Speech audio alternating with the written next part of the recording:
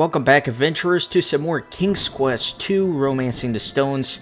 I'm standing outside a very spooky castle here. This area is cold and ominous. Up ahead, dark towers rise from a sinister castle.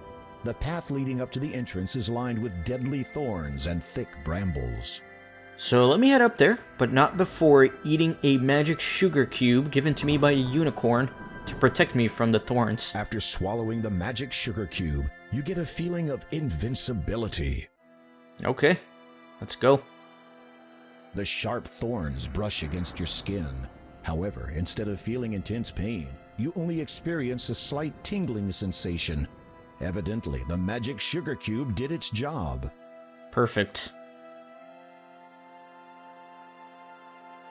Takes me all the way to the castle gates here.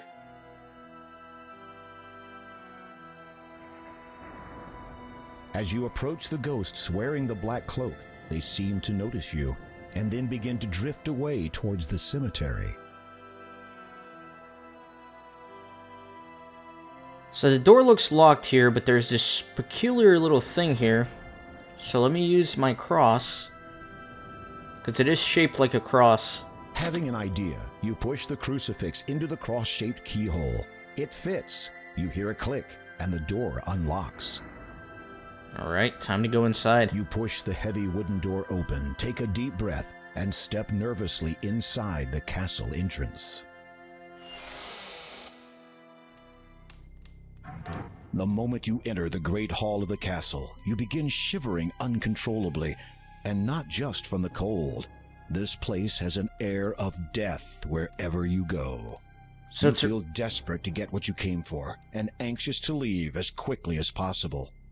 So it's a really cool castle. There's plenty of places to explore here. Lots of things to look at.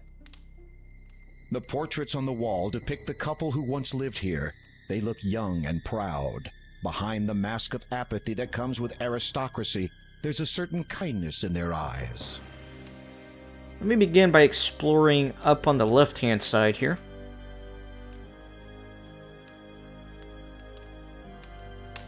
There's a shovel. I'll take that. You take the shovel into your possession. And I will also light my candle from way back after rescuing the pumpkin's baby.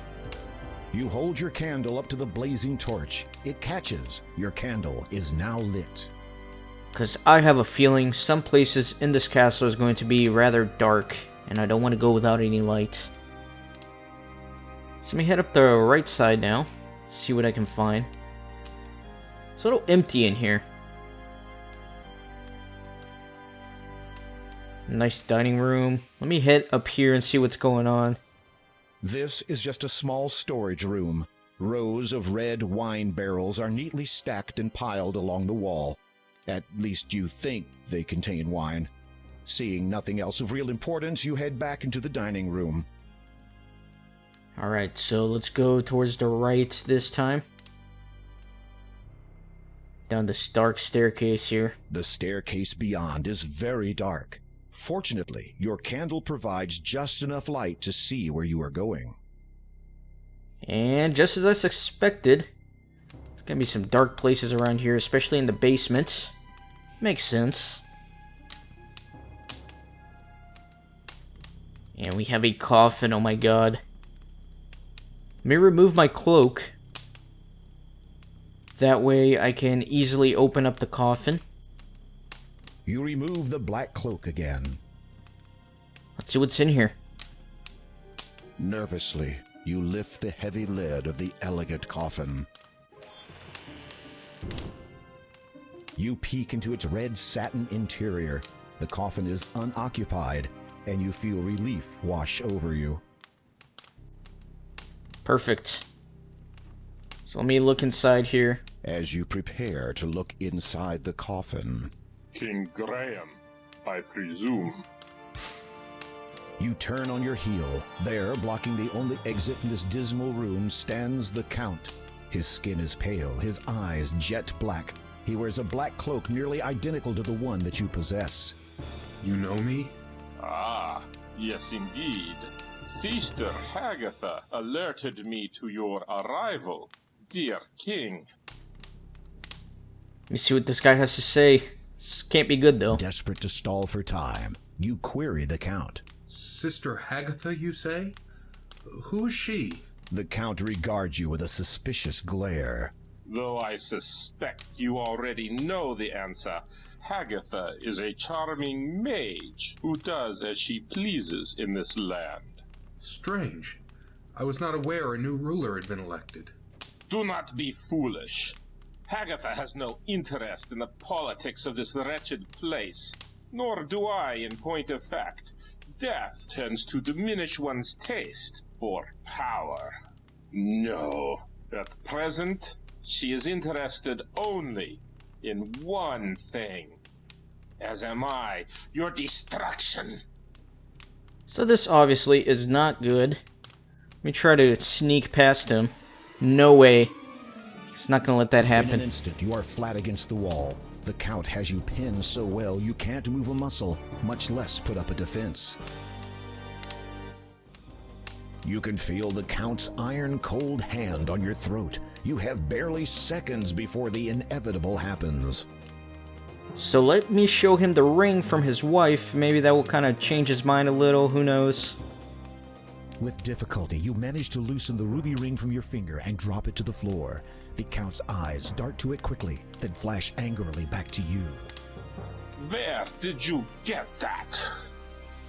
The elderly woman who lives in a house to the south of here, near the beach. She gave it to me for helping her. The Count regards you for a moment. His dark eyes bore unendingly into yours, and you feel as if your very soul is bare. What do you know of her? She is not well. I know. Do you think I am not aware of that? You are sweating profusely. Hopefully this vampire doesn't find the odor appetizing. Night is the most dangerous of times for my mortal family. I have kept constant vigil over my wife for many years, so that from the darkness, no harm would come to her. When her time comes, we will be together forever. I think tonight will be the night. I have seen her this very eve. I did what I could to help her, but I do not think it was enough.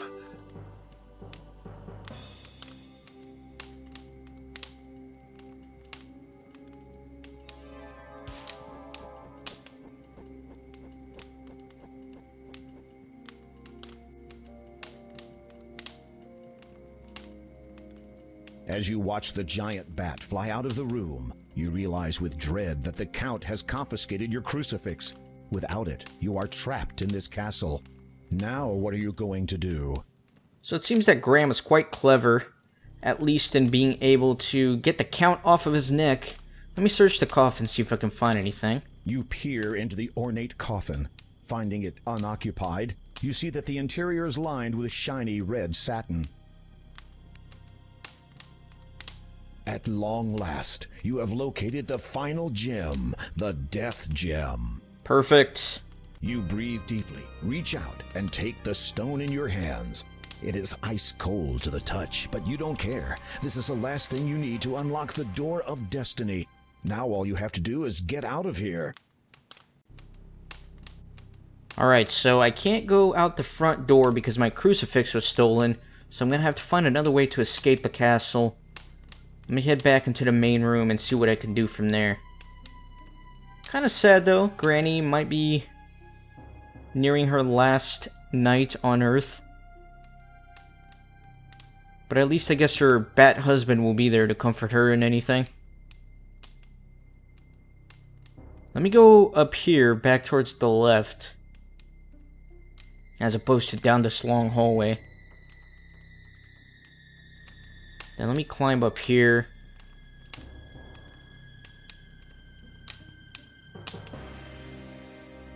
So maybe I can crawl out the window. That might be a good plan. Seeing no other possible escape route, you climb onto the ledge and carefully lower yourself outside, hoping to find a decent foothold. It is a long way down. Alright, so I have to maneuver my way down here.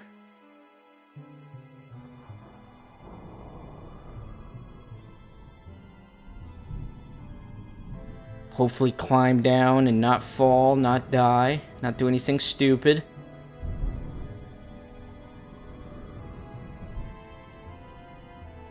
Do kind of want to be careful not to fall in these vines. Suddenly, you hear a switching noise in your ear. It's joined by two others. That cannot be good. You instinctively try to brush whatever it is away, but in doing so, lose your hold on the bricks and fall backwards.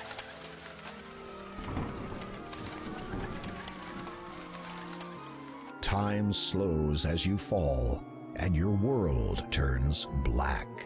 That can definitely not be good.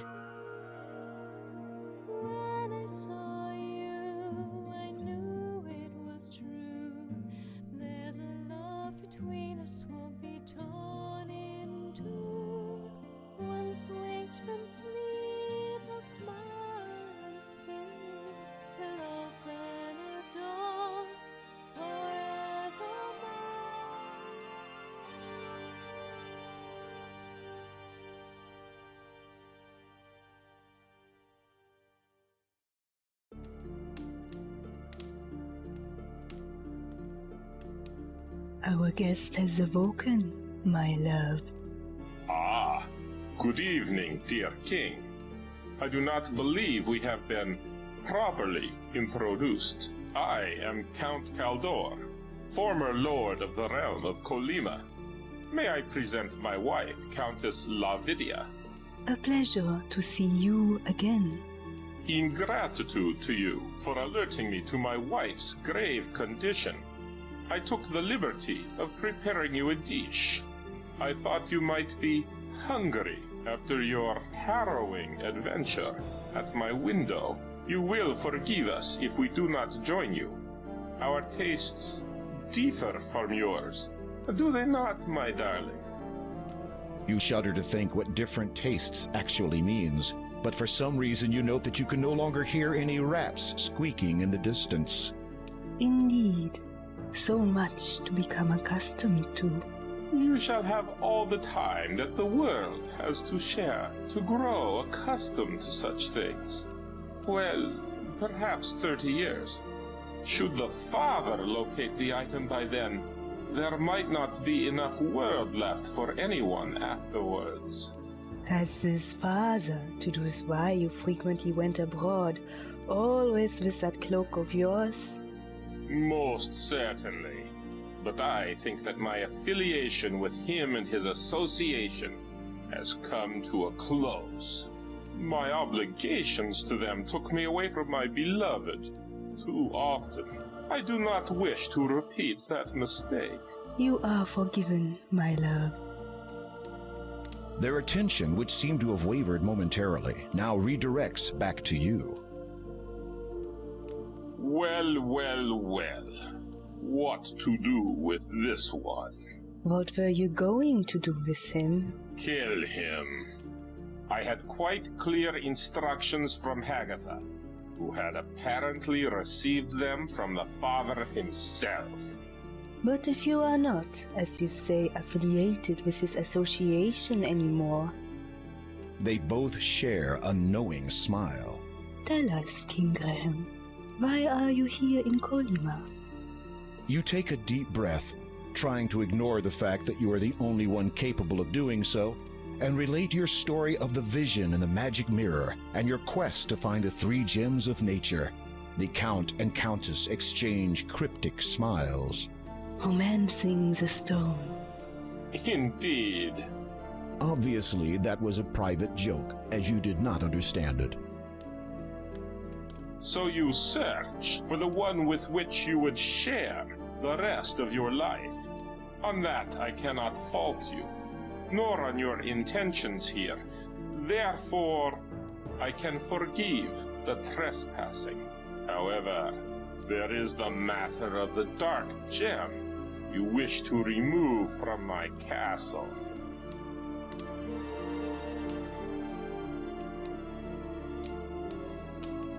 I place a deal before you.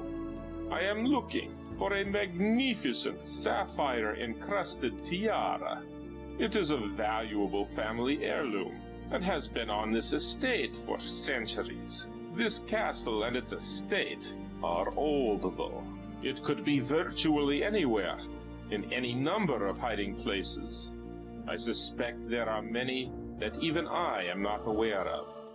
I wish to present this tiara to my wife as a gift to commemorate the eternity we shall spend together. If you can find it and bring it to me before sunrise, then I will give you the gem you seek and your freedom. You nod, unable to believe that you have virtually been ushered away from death's door just so you can run an errand for a couple of vampires. You do not want to think about the consequences if you fail to meet the deadline. Okay, so I'm actually going to speak with these two a little more to get a bit more backstory. Let me speak with the friend here, which we gave some soup to earlier tonight. Pardon my asking, but as the Countess of this realm, I presume you have lived in this castle before now? Yes, that is so. Then how did you come to live in that old house by the sea? After my husband died, I continued to live in the castle for a time. I watched my newborn son grow into a man, marry, and have a child of his own. Possum. Yes. Shortly after her birth, however, my son and his wife both befell a tragic end at the hands of... The Countess looks pained and appears unable to continue. I apologize if I have caused you to relive your grief. A vampire cannot truly feel grief, but perhaps my wife still recalls hers. I shall continue for her, if you so wish. I don't think she wants to talk to me anymore. This story seems to have affected her in some way. You decide not to query the Countess further. Let me talk to the Count then. Please, if I may know, how were your son and daughter-in-law lost to you? They were slain by the Brotherhood. The Brotherhood? You have met them at the church. Your mind reels, so that is the connection. Why would the Brotherhood kill your heirs? Oh. As you have just guessed, the Brotherhood wish an end to the reign of my family. Why else would they give you the means to penetrate my domain, so that you could do their dirty work for them? The Cross Key. Exactly. Stolen from me through stealth, and their own brand of magic. The Counts of Kolyma have all descended from a single bloodline. We have always been partial to change, as opposed to the stagnating status quo of the Brotherhood. Over the last few decades, the Brotherhood have tried to dispose of my family as best they could. That which I am now was brought about by them. They were the ones who set the monstrous, infected bat upon me. Long have I cursed my ineptitude. I should have used magic to defend myself. Do not be so hard on yourself, my dear. I remember that night well. That hideous creature gave you no chance. Perhaps. But I should have awoken from my dark sleep sooner. Then I would have been able to protect our beloved son and his wife, and you would not have been forced to flee the castle, to live out your days in that wretched old house, under a false identity. It was not so bad a time. Dear little Possum loved it. I hope she will be as happy in her new home. She has a new life now, with no reason to fear any more. This Brotherhood, are they real monks? They were once, but something happened to them. Local folklore would have you believe that Weirwood Forest is a host to certain entities, spirits of the wild they are called. And what of them? I believe the monks encountered these spirits. What occurred specifically is beyond anyone's knowledge but their own. But it is evident that the men were given the ability to transform themselves. Unfortunately, their minds were apparently transformed also. They began to believe they were destined to rule, and since have presented great danger to myself and my family. So the danger you face is not a result of some decades-old feud? Not at all, dear king, though history will likely reflect such. But, to answer your question, the members of the Brotherhood are no longer the goodly monks they once were. They do not represent their fellow brethren well. So it seems that the feud between vampires and werewolves has been misunderstood by all of us for quite some time now. So, I have until just before sunrise to retrieve this tiara? That is correct. And if I am unable to before that time? The Count's eyes glint red as he looks directly into your own. For your own sake, I shall hope that you are successful. You bravely suppress a shudder. It seems clear that you are not off the hook yet. They seem so friendly, but then they threaten me with death. I'm gonna take this ham with me, just because. Just because it's a ham, and it also gives me a point. You take the ham from the dining table. Okay, so let me get out of here. Gotta go look for that tiara. Also, Count Caldaur. Caldaur is an anagram for Dracula, in case you missed that one. Let me go down this hallway, the only place I haven't been to yet. There's a sad girl You see a young here. woman sitting on the dusty floor. She has a book in her lap entitled Little Red Riding Hood. I wish I could read this story. All the pretty words. She's quite sad. She can't read. Whatever do they say? Let's talk to her. The book tells the story of a young girl who met a wolf in the forest. The young woman's head snaps up. Her black eyes drill into your own. You gasp as you realize you are looking at yet another vampire. Just how many has the Count made tonight? The young woman's lips transform from hungry to, fortunately, pleasant recognition. So you are the guest of my grandfather's house. I was hoping I would meet you again. The woman is startlingly beautiful, but in an eerie, unnatural way. You find yourself unable to speak for a moment. She does look somewhat familiar, but from where? Oh, my handsome gentleman does not recognize me? Should I?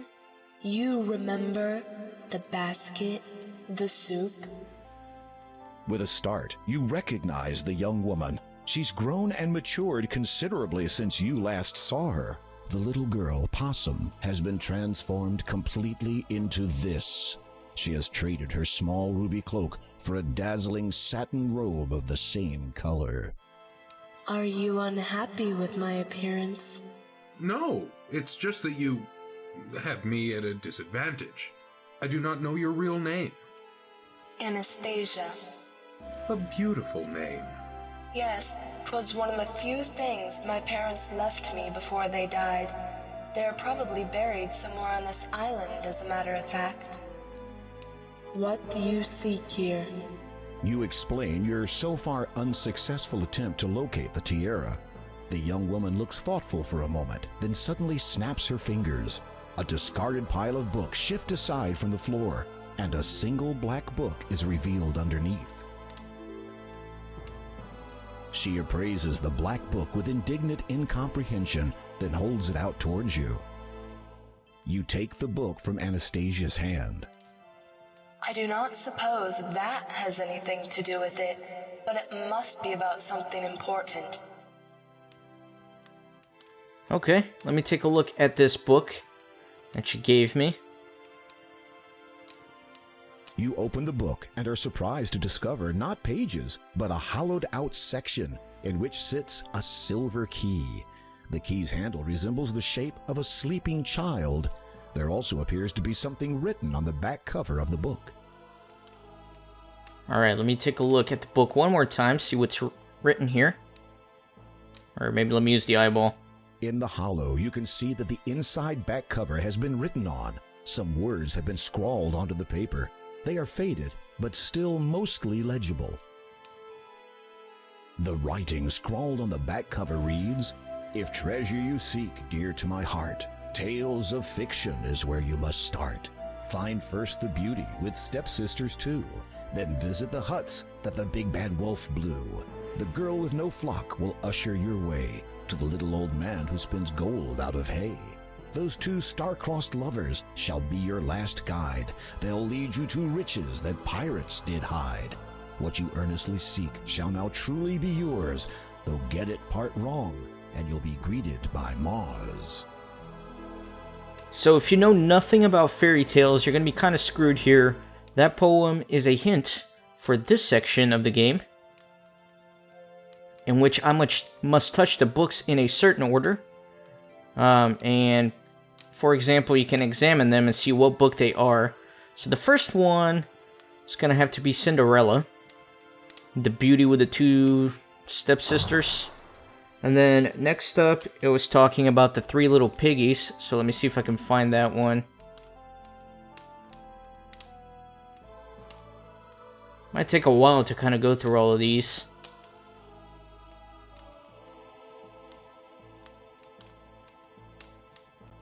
There we go, three little piggies. So let me push that one. And then the next one is going to be Little Bo Peep, of course. And I'm not exactly sure where it is, but we'll find it.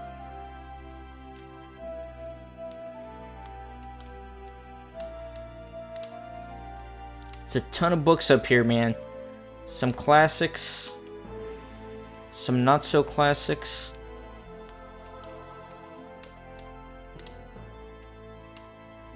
But I cannot find the one I'm looking for. Little Bo Peep, wherever could you be? There we go.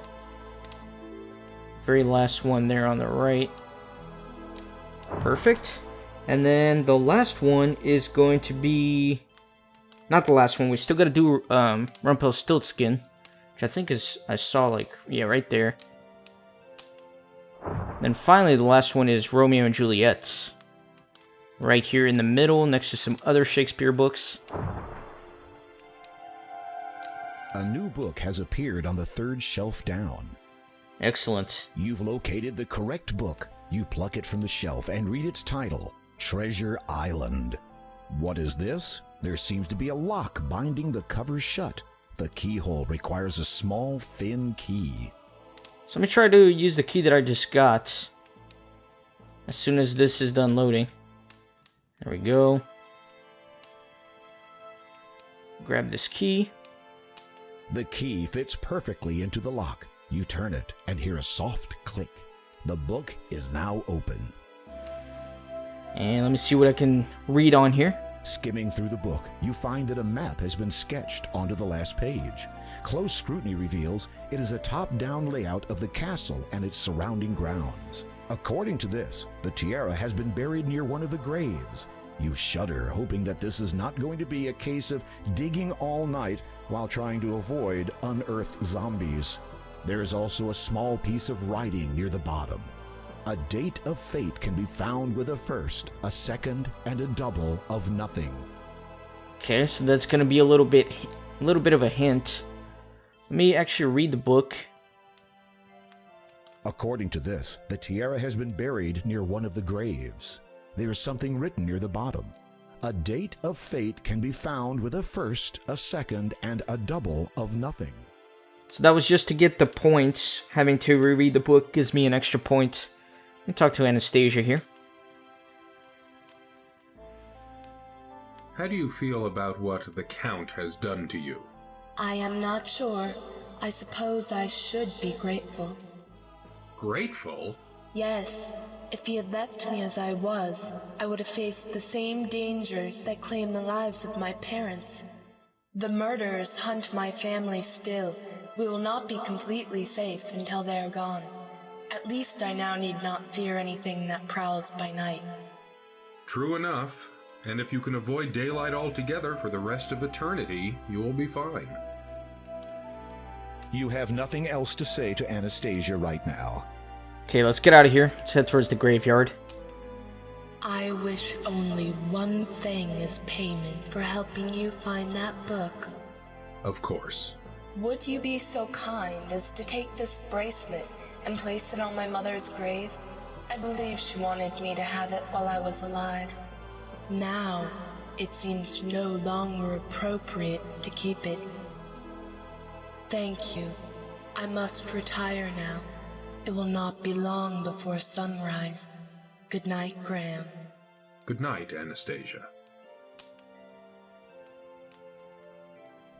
Okay, so the tiara should be buried somewhere on the property, so let me head out here. Back outside the castle. And in the next episode, I am going to begin the search for the tiara in the graveyard. Hope you're excited. I hope you will join me. I also hope you will leave a like on the video and subscribe. And I'll see you next time. Thanks again for watching.